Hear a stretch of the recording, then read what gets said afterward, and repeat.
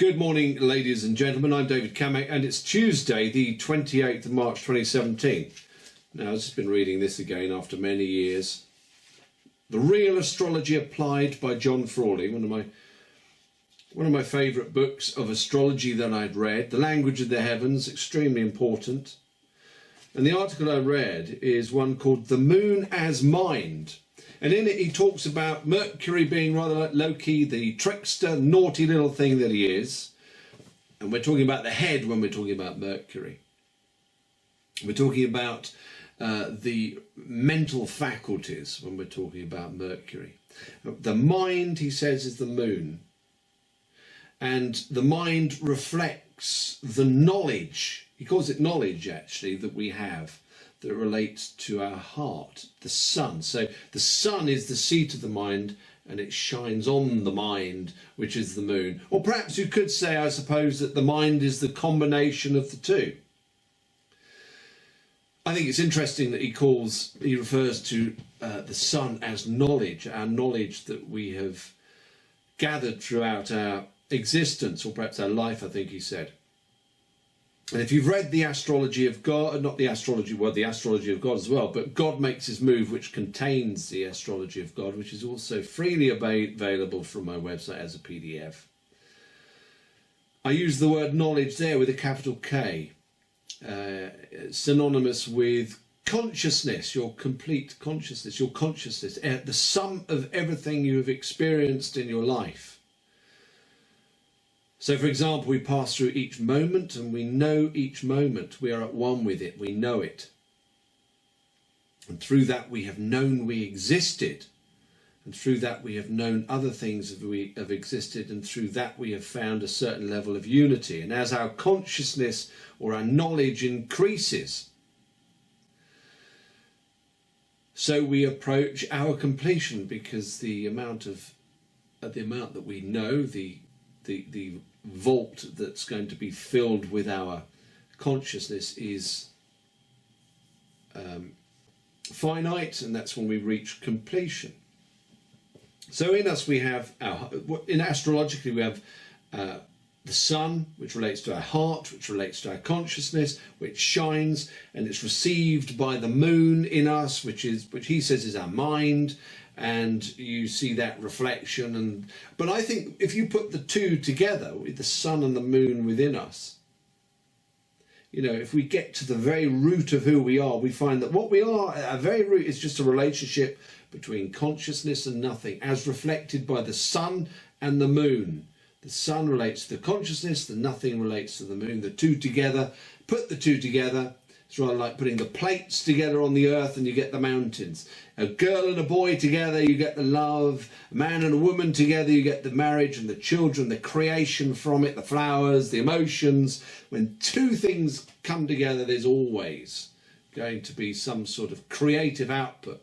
And within us, we've got the nothing and the knowledge, which I think is I think you could say that is our mind.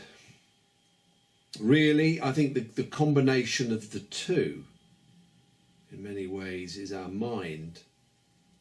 And because you've got the nothing and the knowledge together, and from that there's a little fountain, the fountain of the creation of your life, your experiences. And of course, your consciousness is connected to other consciousness. Nothing, it just appears separate. The most important consciousness that we must know we're connected to is Christ's consciousness.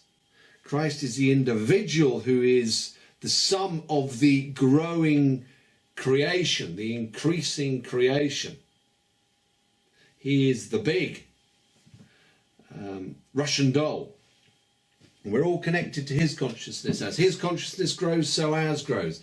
As ours grows, so his grows. It's all connected. And ultimately we will all recognise that, and we will go through him, and there will be the new heaven and new earth when everything is at one, through him with God. You see, so consciousness is extremely important. But within us there is this nothing and knowledge, because we're not complete. All the nothing has to be known, in other words. That relationship between nothing and knowledge has to be known. And where these two elements meet, there is this fountain of our experiences. our fountain of our creativity, the fountain of our being as a man or a woman.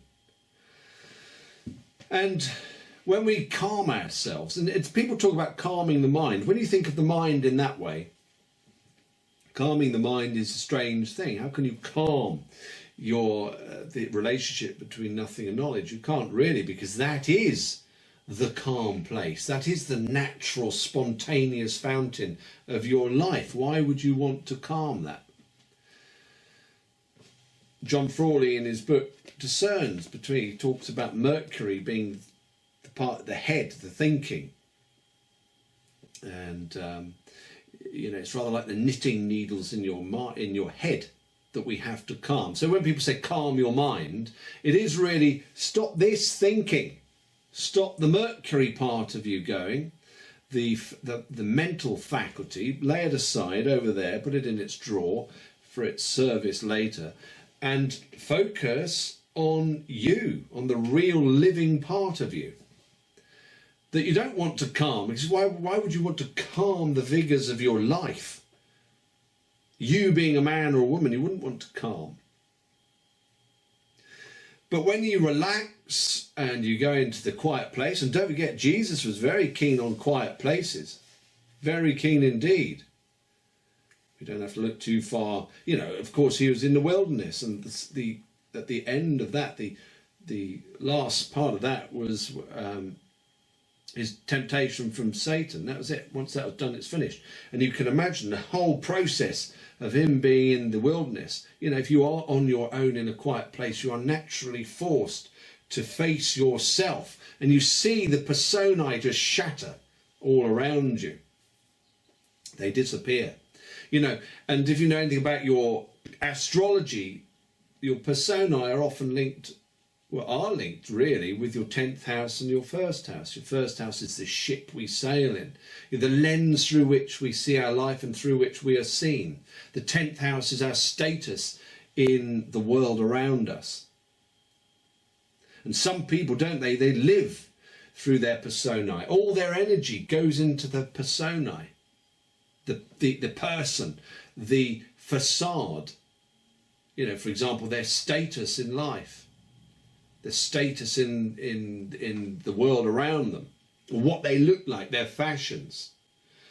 And when they're forced to be truly with themselves, they recognise that these personae, these masks, have to fall away.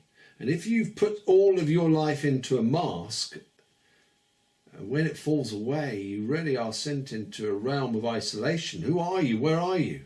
These are very important answers to find in our life. Where are we? Who are we? What are we really? Because that's unshakable. The mask is very shakeable. It can fall off and shatter and smash into millions of pieces, especially if so much energy has been put into making it. People make masks with their thinking, their mental faculties. They analyse everything all the time, and they create a mask around them for whatever reason. And again, that's very shatterable. But I think about these people who've in this world have walked around, elevated everywhere, and then suddenly they have to find what they truly are, and their mask falls and it shatters, and then they wonder where they are, and they're left in a place of isolation. I mean, imagine somebody like that being put into the wilderness 40 days and 40 nights. Jesus went into that wilderness for 40 days and 40 nights. If you look at his astrological chart, which I believe is very accurate for it, the one that you can look at on my website called Christ's Chart, I think it is. I'll put a link to that below this video again. You can see a stellium, that is many planets right at the bottom of his chart, showing how important it was for him to have the quiet moments. And as I was saying, we've got the example. It says in Mark 1:3-5, very early in the morning, while it was still dark, Jesus got up, left the house, went off to a solitary place where he prayed. The solitary places are extremely important to him. What do you do in solitary places? Yes, you get within yourself. I don't like the word meditation because it has various negative connotations. Calming yourself, calming faculties in your head, putting them over there, making them servant, not the master, becoming the true you, which is what calm, peaceful times do. That's why he was doing it. It's one of the most important thing in the world for Christ to do, is maintain his, I suppose, his awareness of who he is, truly who he is. You know, that fourth house, right at the root. And of course, his root is the biggest root of all, a direct connection with God, his Father. You know, he's the acorn from the acorn tree. We are the leaves on the growing oak tree. We are part of him. So for him, you know, it's a lot of responsibility to know that he's the big Russian doll, the one who's the centre, the sum of everybody's consciousness ultimately in the entire creation. Anyway, so yes, the quiet places are so nigh fall away, don't they? The masks fall away. But when we do calm that thinking faculty and we get closer and closer within ourselves, it's extremely inspiring. It's extremely natural. And when you come out of it, for a few minutes, you speak very naturally, very calmly. And you give very straightforward answers. It reminds me of Carl Lentz. You know, I've talked about him before. He knows a lot about the common law. Carl, K-A-R-L-L-E-N-T-Z. It's like he said, when I started learning the law, I had loads of books around me, and then I realised, what's the point? It's just a frame of mind, it's a state of mind. And of course, that's what the common law is about. It's actually geared towards the ordinary man, the ordinary man who's being true to himself and with those around him. And so he speaks from his heart, the seat of his mind. He speaks his mind. He doesn't speak what these knitting needles of Mercury are messing around with in his head. He speaks his mind. And so Carl Lentz realised he didn't want the book, didn't need the books. It's just a state of mind. And of course, when you go into courts and you see all the ritual and so on, which is very much a construct of those knitting needles, set, I think, to destabilise you, to weaken you, because of course one of their main enemies is this common law, is this true law, is God's law, implemented by man's common sense and reason. That's one of the main enemies of them. So you have all these silly rituals. You have to keep out of these rituals and stay simple and true. We can think of Stephen, can't we, when he was caught up, is a quote in the Bible, Acts 6:9. It says, then certain men arose out of the synagogue, known as libertines, etc. And they disputed with Stephen, but they did not have the acumen to resist the wisdom and the spirit by which he spoke. The spirit by which he spoke. The Son is the spirit. It's the seat of the mind. He was obviously very calmly within himself. Yes, probably also helped by the Holy Spirit, but then you would be helped by the Holy Spirit if you're completely together with yourself, I suppose you could say. It says here, and fastening their eyes on him, all who sat in the Sanhedrin saw his face as if a face of an angel. Yeah, that's right. If he's being absolutely truthful and clear, and he's out of this knitting needle, Mercury, Loki mind, he is perfectly clear and honest and pure. You know, and so it's very important, isn't it, for us to understand who we are. We are not personae, we are not masks, we are a man or a woman. And one of the ways that we can get in touch with that is by calming that thinking and going into ourself and being aware, relax with a sort of inner smile and being aware. And doing that as much as possible. And it says here, of course, Jesus prayed. Well, it's the best place for him to pray, isn't it? Because if he gets to his centre, his core, then he's very, very close to that nothing and knowledge within him, which is actually the nothing and knowledge of the entire creation, which is directly connected to his Father, Almighty God. And the same goes for you. If you want to pray, then surely you have to calm yourself and get close to that core of you where the nothing and the knowledge, the sun and the moon within you meet. Where there's that fountain of your creativity. Life, of course, what is God? He is life. What is Christ? He is life. Get to that life within you. That's life. Not this thinking, analysis. Of course, I'm guilty of that as well, but nevertheless, we all can do something about improving ourselves. But get close to that life. God is life. So if you're close to your life within as a man or a woman, then surely you're going to have a far clearer and more direct access with him through Christ. And yes, through Christ, because like I said, Christ embodies all the consciousness of the entire creation as it grows on its way to being complete. And of course it's directly connected with that spark, if you like, the acorn that comes with the knowledge and nothing coming together right at the very, very beginning of everything, from which the fountain of the entire creation comes out. And it's interesting to note that the creation expands, doesn't it? It's rather like a fountain. No wonder fountains hold such fascination in people. You know, they're such important things. It's such a natural part of us. We are really, I suppose you might say, a fountain of our own little creation of experiences.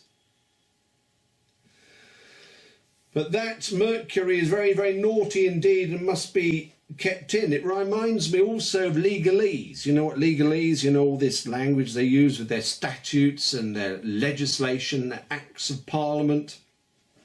An act of parliament should be an act of law. It should be an extension of the law and therefore lawful. And that's why, of course, the common law trumps all statutes, legislation and so on, and acts of parliament, because they're an extension of the law. And of course, if they're against the law, then they're wrong. So if you can live within the common law, you're always going to trump statutes as long as you're within the law. But people have been enticed into a world of this, of the knitting needles, of this creation, of this thinking, of this man-made creation that goes round and round on itself. And you know, Mercury is brilliant at reasoning. He can reason against any truth. You have a truth there, right in front of you. I've even heard people say the sky might not be blue. You know, all this relativism that's around us now, very Mercury orientated. Argue against the truth. It's in the interests of the big corporate entities and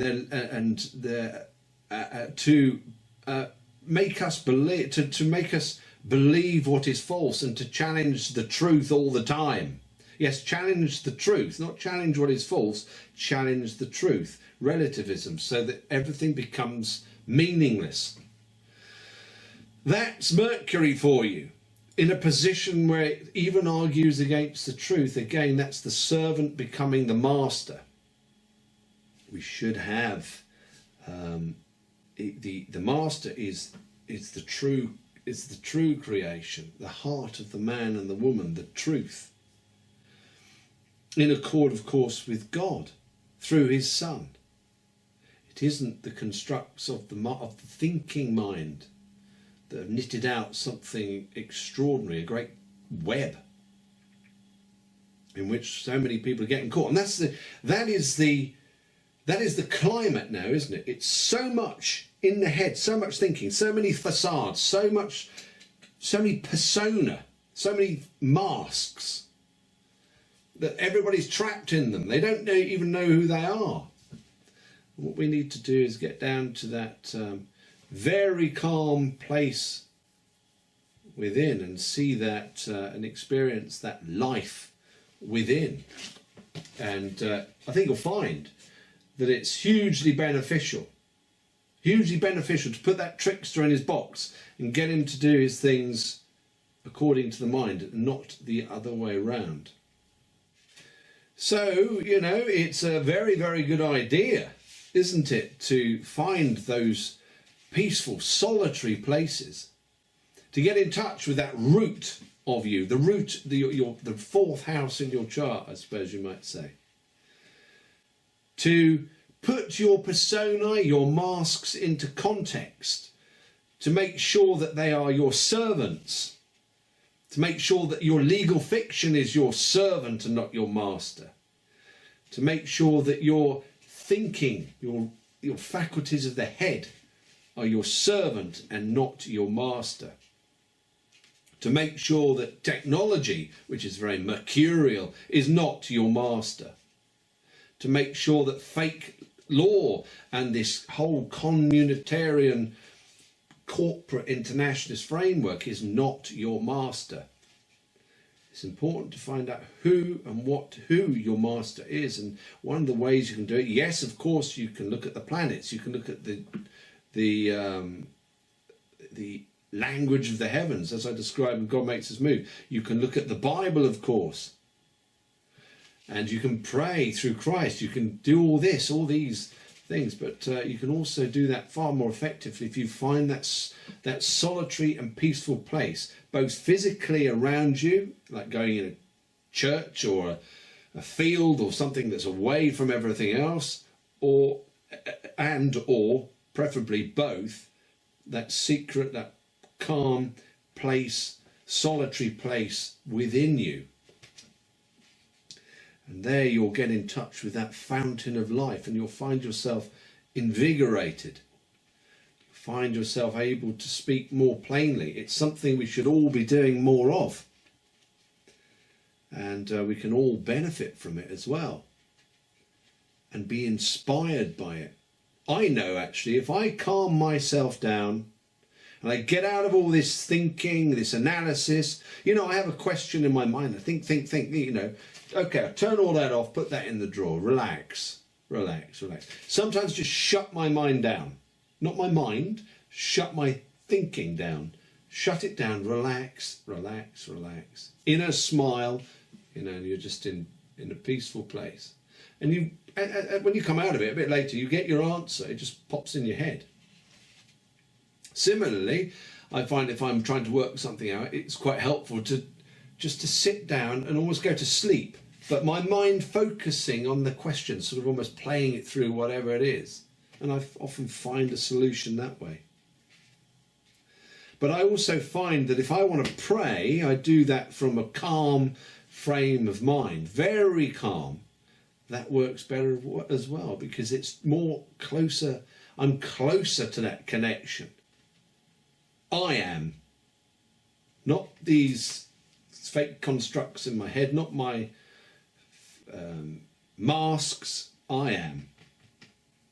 And then you begin to recognize you get a sense of perspective, you recognize what's important, and you are far less likely to suffer all the traumas and problems when you are forced to let go of your masks, of your personae. You recognize there's a life force within you. There we go, ladies and gentlemen. I hope that's very helpful to you, something for you to think about, and I shall speak to you soon.